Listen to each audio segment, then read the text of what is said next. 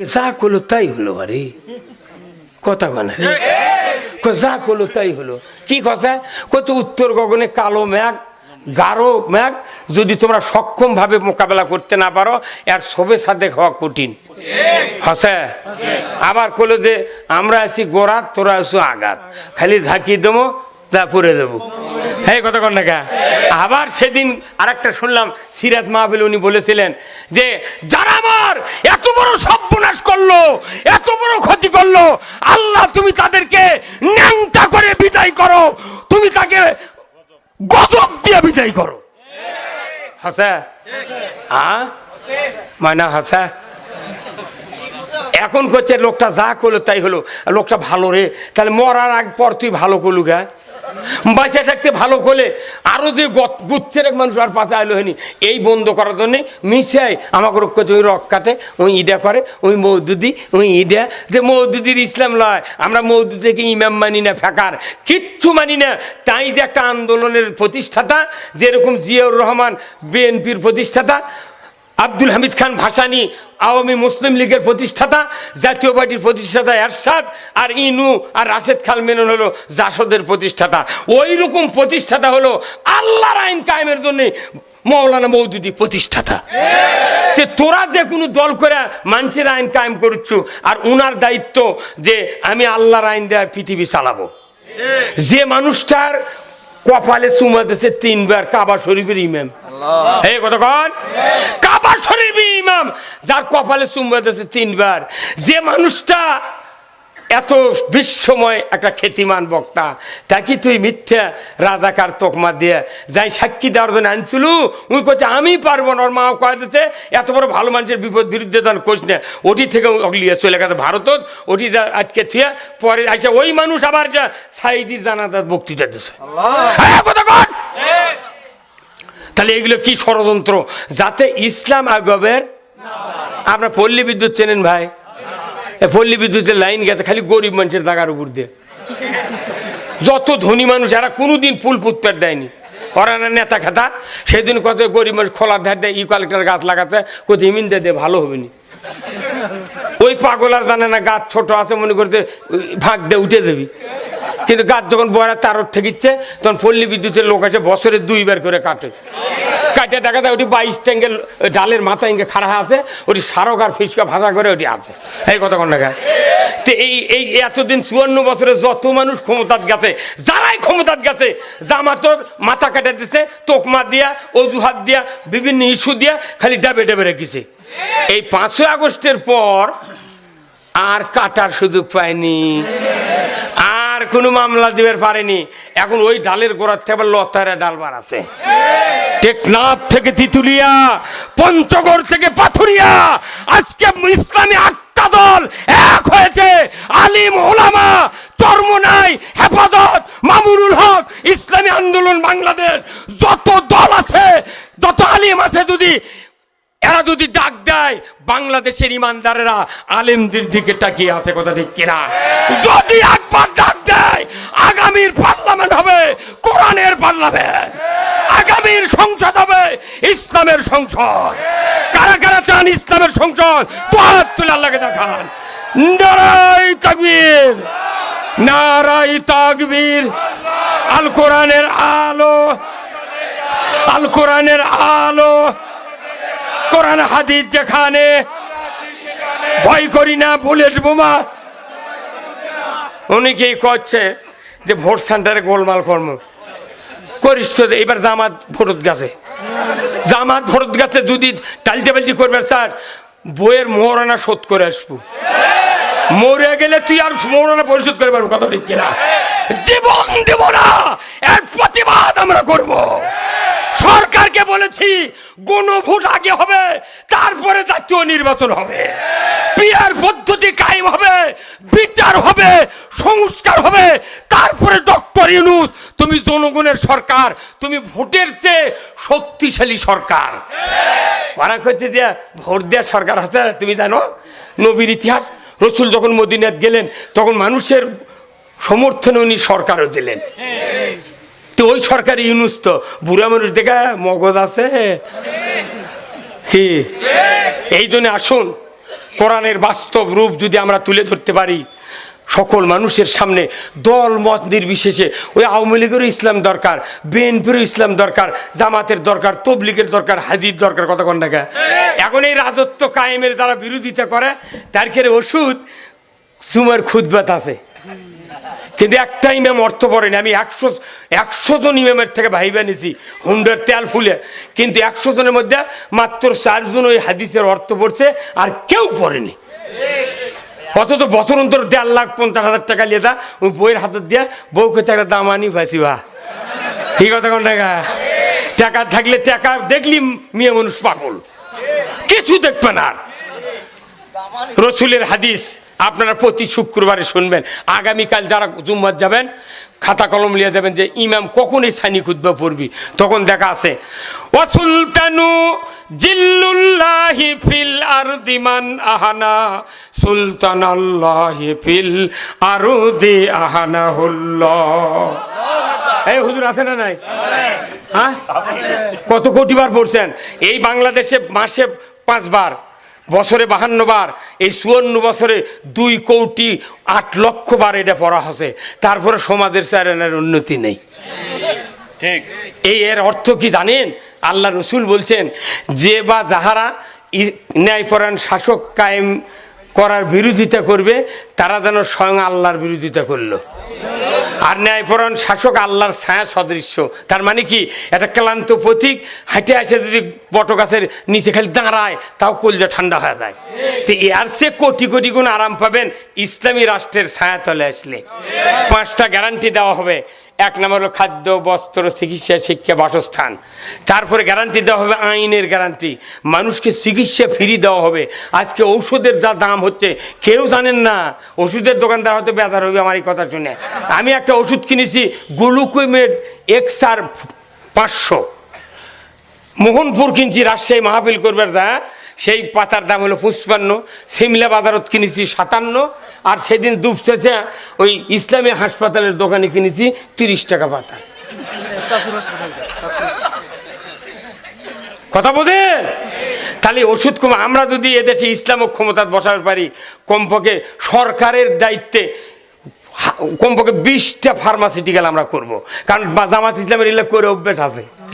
যত মানুষ ক্ষমতা গেছে এতদিন কিছুই নেই, ওরা লুটে পুটে খাচ্ছে। কোন স্কুল নেই কলেজ। আর জামাত ইসলামী ব্যাংক, সেই ব্যাংকটা ওই কি ওর নাম কি, এস আলম গ্রুপ একে লুটপাট করে শেষ করতে পারে।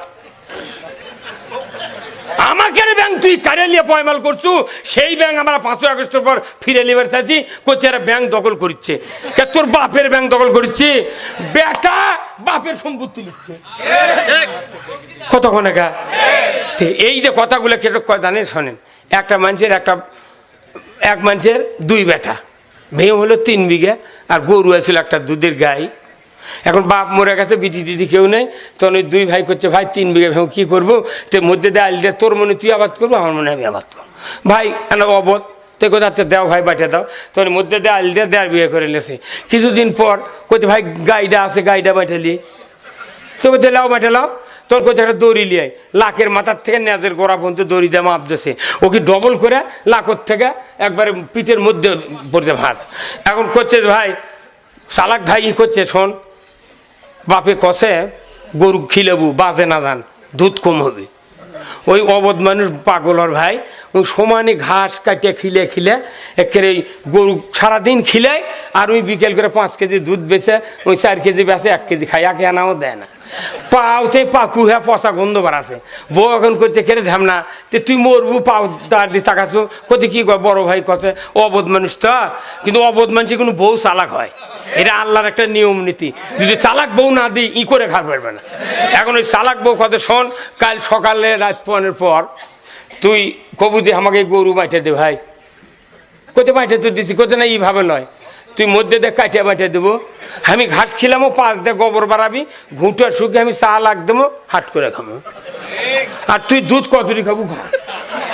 তখন ওই করছে বাবু এই বুদ্ধি দিল খেরা, এসব সাংঘাতিক বুদ্ধি করছে না কে বুদ্ধি। অবধ স্বামী যদি চালাক বউ যদি বুদ্ধি দেয়, ওকে মারে ফেল দিলে ওই পথর থেকে সরবে না, ওই যা বুঝাচ্ছে ওই তাই। এখন করছে ভাই তোকে দে আর কেজি দুধ দেবনি, করছেন আমার দুধ লাগবে না, সোলের মা কথা মধ্যে দিয়ে কাটে দিই।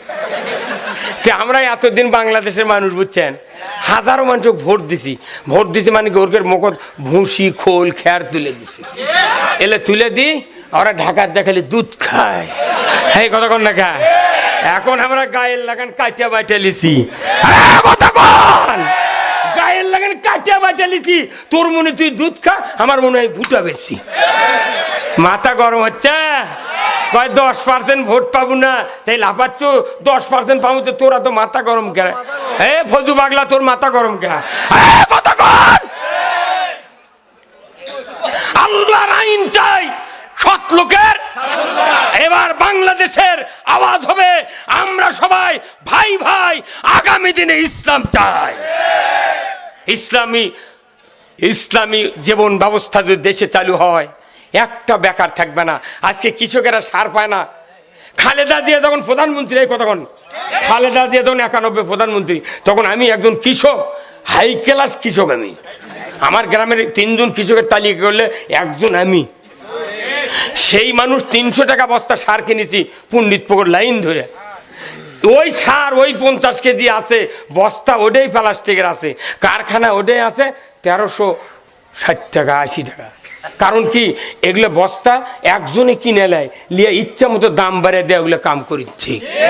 এই কথা কন হয় না? আমরা যদি ইসলামকে ক্ষমতায় বসাতে পারি, এই যতটা বিভাগ আছে ততটা বিভাগে আমরা সার কারখানা করবো।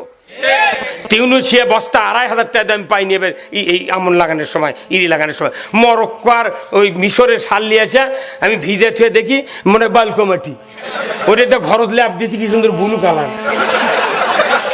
এগুলো দিয়ে আমি রাজশাহীতে বলেছি সেদিন, নুরুল ইসলাম বুলবুলের সিটে, যেখানে হারুন সাহেব এমপি, ওই যে পাপিয়া হারুন, এই কথা কন না, আপনার এই চাঁপাইনবাবগঞ্জ একবার সদরে সভা করছে। আমি বলেছি বাংলাদেশে যদি কোনোদিন ইসলাম ক্ষমতায় যায়, কেউ যদি কৃষিমন্ত্রী হবার চাও, তাহলে 100 বিঘা জমি আমার পাতারে আমি দেব। ওই কৃষিমন্ত্রীকে নিজের খরচে ওই 100 বিঘা জমি কান্দা কাটাতে শুরু করে ধান কাটে আনা পর্যন্ত তোমার আবাদ করা লাগবে, টাকা তোমার। আর পাশের জমি যে ধান পাবি, তোমার ওই জমির ধান পাওয়া লাগবে, তারপরে তোমার কৃষিমন্ত্রীগিরি তোমার। এই কথা কন, ভার্সিটির এক লেকচার আছে, আমার কপালত চুমা খাতে, মরদ কিরে গাই বান্দার কামলা লাগান কয় কিরি, কথা কন। আর আমার দেশে যত পুরুষ কৃষিমন্ত্রীর হাতে, কেউ জমি আবাদ করে না, কেউ পানিত নামে না। পুরুষ তো হোক, মহিলা আবার নামাছে মন্ত্রী, বাইনা স্যান্ডেল পা দিয়ে পেশাব করে দেয় টেবলে, ভারত স্যান্ডেলের তলা ভেজে না রে। আজকে কৃষক হয়ে কৃষিমন্ত্রী হতে হবে। কৃষি খাতে যদি আমরা একটু যদি স্যাক্রিফাইস করতে পারি, আমার দেশের কৃষকের মুখে হাসি ফুটবে। আজকে ধান আবাদ করার পরেও সোলফুলক হাট করার টাকা নাই, মানুষ জমি করথুয়া পত্তন থুয়া ইজি বাইক, লসিমুন, করিমুন, ভটভটি, রিক্সা, সিএনজি কিনা 7 দিনে যে 7 দোকানে 1400 টাকা। ওই আনা শুনেছি, ওই হুজুর কেন শুনেছি, তোমার মাথা গোল হয় করছে, এই যে মাথায় নষ্ট করে দেন করছে। আমরা কোরআন পড়িয়ে, কোরআন ছাড়া, আল্লাহ রসুল বলছেন আল্লাহ যার কল্যাণ চান তাকে কোরআনের জ্ঞান দেন। আপনি যত কোরআনের জ্ঞান অর্জন করবেন তত আল্লাহ কল্যাণ দিবি। কোরআনের জ্ঞান নাই, কল্যাণ নেই। কি তাহলে আল্লাহ আমাদেরকে সৃষ্টি করছেন ইবাদতের জন্য, তাই না? আমাদের বাংলাদেশে ইবাদতের কোনো বই পুস্তক, কোনো তালিকা নাই। বড় বড় ভার্সিটি, আমি ওই কি কয় বড় বড় লাইব্রেরিতে গেছি, কেবল একটা ইবাদতের তালিকার কিতাব দেওয়া তো কেউ দিতে পারেনি। আসল কাম তালিকাত নাই। এটা প্রত্যেকটা মসজিদের সামনে লটকানো থাকা লাগে বড় বড় অক্ষর দিয়ে। কতটা ইবাদত পৃথিবীতে করার জন্য আল্লাহ আমাদেরকে পাঠাছে। জামাত ইসলাম ক্ষমতাত গেলে, ইসলাম ক্ষমতাত গেলে, আমরা জামাত আমরাও ক্ষমতাত যাই না। আমরা চাচ্ছি ইসলাম ক্ষমতাত, বিএনপি ক্ষমতাত যায়, ইসলাম দিয়ে চালাক, আমরা পেঁয়াজ দিয়ে পান্তা খা, শুয়ে বর্ম, আজরাইল লেগে চাতন বামো। হ্যাঁ কথা কন না, আমরা ক্ষমতাত যাব না, আমরা ইসলামকে ক্ষমতাত দিতে চাই। এখন আসুন, তাহলে ইবাদতের জন্য আমাদেরকে সৃষ্টি করছেন। আচ্ছা বলেন তো, আপনার চেনেন ভাই? নাঙ্গল, আগেকার যুগে হাল বসেন, নাঙ্গল বানতে একটা কাঠের গাদা লাগে। একটা ইস লাগে, একটা দোগল লাগে, একটা মুঠা লাগে, ইসত আবার 3টা আমরা লাগে, জোয়াল লাগে, আবার ফাল লাগে, পাশি লাগে, লাগে না? এইগুলি মিলে কি নাঙ্গল। আচ্ছা, এই নাঙ্গল আপনি বান্দার জন্য সব কিছু নিয়ে যাচ্ছেন বাড়িতে কিনে, মিস্ত্রিও আছে, মিস্ত্রি কাঠ সাইজ টাইজ করে ফাল পাড়ার জায়গা বানাচ্ছে, এর মধ্যে এই বাড়ির মধ্যে এসে করছে ভাই তোমার স্টিচ দোগর তো লাগানো হয়ে গেছে, করছে ভাই আপনি ফাল নিয়ে আসেন, এই ফালটা বসে দেন বাড়ি বেড়ে চলে যাবো। তখন আপনি যদি কন না মিস্ত্রি সাহেব বহুদিন হলে ফাল দিয়ে হাল বসি আমি ফাল দিতে দেবো না, আমি কাঠ দিয়ে হাল ববো, তখন অবশ্যই মিস্ত্রি বলবি তুমি যা জানো তার থেকে আমি বেশি জানি, যে বুনিরে শুনিনি যে কাঠ দিয়ে হাল বলায় কথা কন। এখন করছে না আমাকে এইভাবেই বাঁধে দাও কাঠ দিয়ে।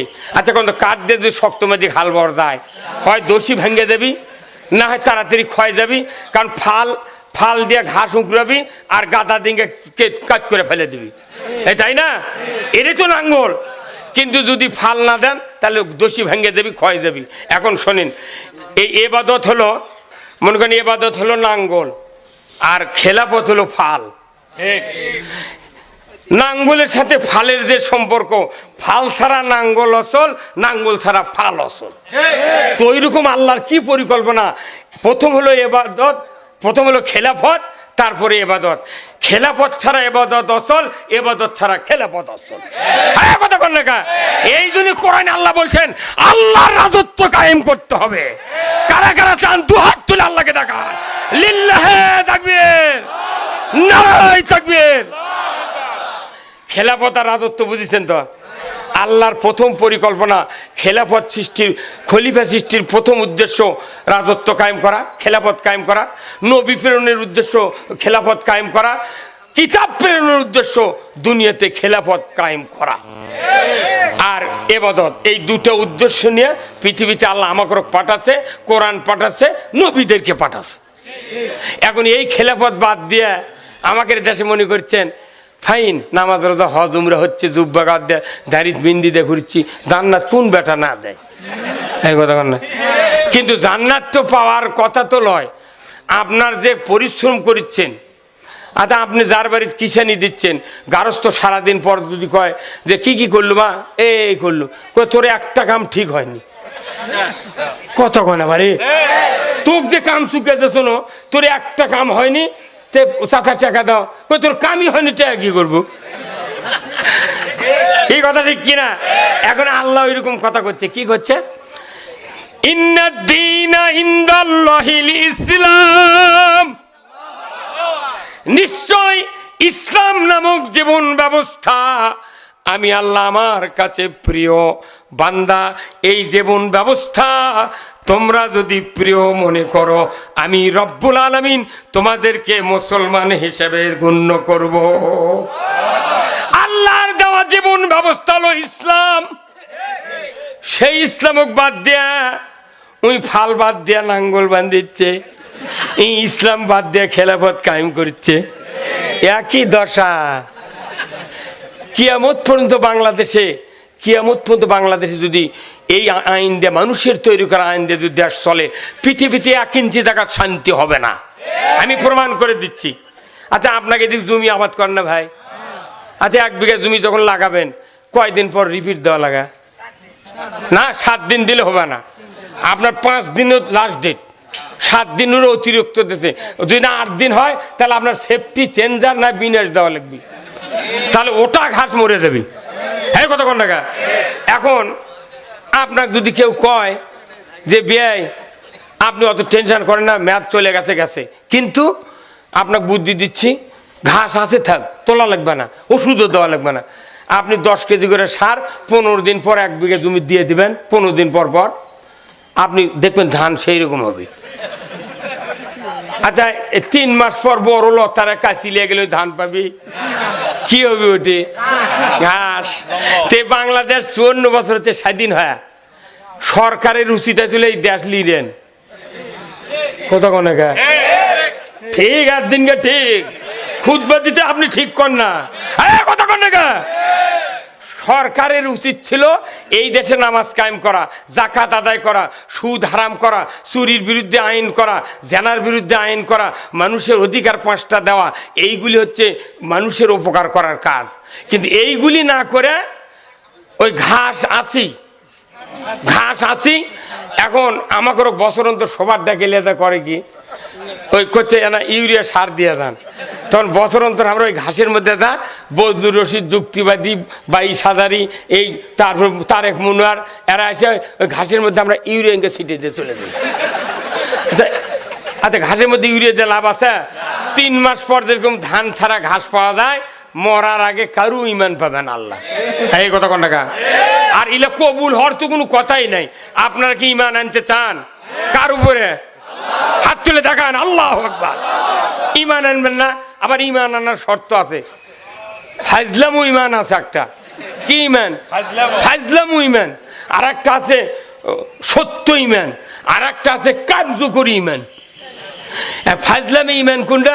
ওই এমনি কালেমা পড়ছে, নামাজও পড়ে না, খালি শুক্রবার নামাজ পড়ে, ওর টেনশনই নাই ইসলাম থাক আর যান।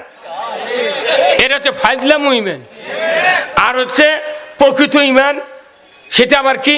সেটা হলো কালেমা পড়লো, ইমান আনলো এবং ওই অনুযায়ী কাজ করলো, এটা প্রকৃত ইমান। আর তার চেয়ে শক্তিশালী ইমান হলো আল্লাহর পথে যাই সংগ্রাম করবি, সেটা হলো 1 নাম্বার ইমান। এখন আমরা সবাই কালেমা জানি, তাই না ভাই? ও মুসলিমরা বাংলাদেশে কালেমা জানে। ওই যে পিনাকি বগুড়ার পিনাকি, ওই বোধহয় 1 কোটিবার লা ইলাহা ইল্লাল্লাহ পড়ছে। ওই পিনাকি যে ইসলামের পক্ষে কথা বলিচ্ছে আজ 20 বছর হলে, একটা মাদ্রাসার প্রিন্সিপালও তার একা না কত কবার পারেনি। 100/110। এখন আমরা কালেমা পড়বো, আমরা কালেমা পড়ছি না? তে কখন কালেমা পড়লে আপনার এই ইমান আনা হবে? সেই শর্ত আবার আল্লাহ দিয়েছে কোরআন। কি দিয়েছে? বেজার হচ্ছেন আপনারা? শেষ করে দিই। আল্লাহ বলছেন ফামাই ইয়াকফুর বিত-তাগুত ওয়া ইউমিন বিল্লাহ। ও দুনিয়ার মানুষেরা, তোমরা যদি ঈমান আনতে চাও তাহলে আগে তাগুতকে প্রত্যাখ্যান করো, তাগুতকে অস্বীকার করো, তাগুতকে সরিয়ে দাও। তাগুতকে যদি মাথায়, পকেটে, কলিজায়, আচার আচরণে, আমলে আখলাকে তাগুতকে যদি বন্ধু মেনে নেয়া, আমি হাজারো যদি আবাদত করি, 1 কোটিবার যদি কালেমা পড়ি, আল্লাহর শর্ত পূরণ হলো না, আমরা ইমানদার হতে পারিলাম না। তাগুত কাক্ষ দেখেছেন?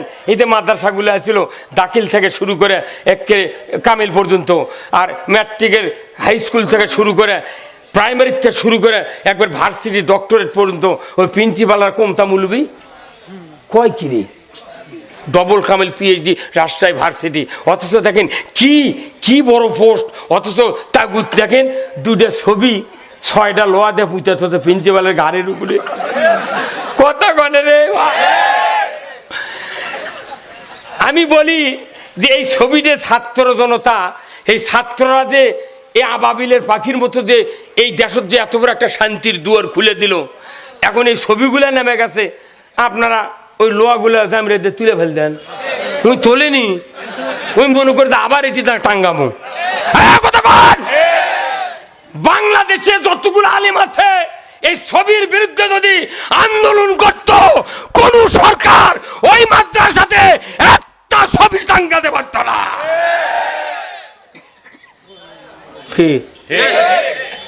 কোন সাহস ইঙ্গে করে ঘুরে দেখে উনি তো বড় কি মোশনের চেম্বার বানাচ্ছে প্রিন্সিপালের, কাঁচ দিয়ে ঘেরাও করে চেলে, ও সার বসে আছে কি, কিন্তু মাথার উপর কি বলছে ওই তাগুত নিয়ে কালমা যদি উমার ফারুক পড়তেন, কারণ উমার ফারুক 26 বছর বয়সে তাগুত শক্তি লালন করে, তার ক্ষমতা, তার দাপটে মক্কাতে রসুলের সাহাবীরা দিনের বেলা রসুলের কাছে যাওয়ার সাহস পায় নাই।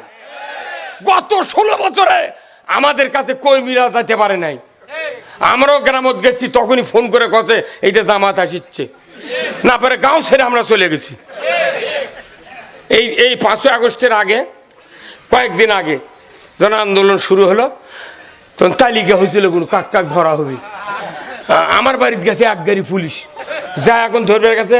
তা আমি আমার গিন্নি বললাম কি করি রে, 14-15 বার জেলত গেছি, আবার কত দামও, তে আমার তো ব্যাগ দরজা নেই, তাহলে এই কি করা যায়? করছে শোনেন, আপনি ছাদর থেকে লাফ মারবেন না, কিছু করবেন না, যদি পাও ভেঙে দেয় গুলি করবি, পাও কাটা লাগবে। তো এতদিন যখন আসছেন আবার আল্লাহ নিছে, আর একবার ঢুকলে নাই 1 মাসই থাকা লাগবে, কিন্তু থাকা লাগলে 5-6 দিন।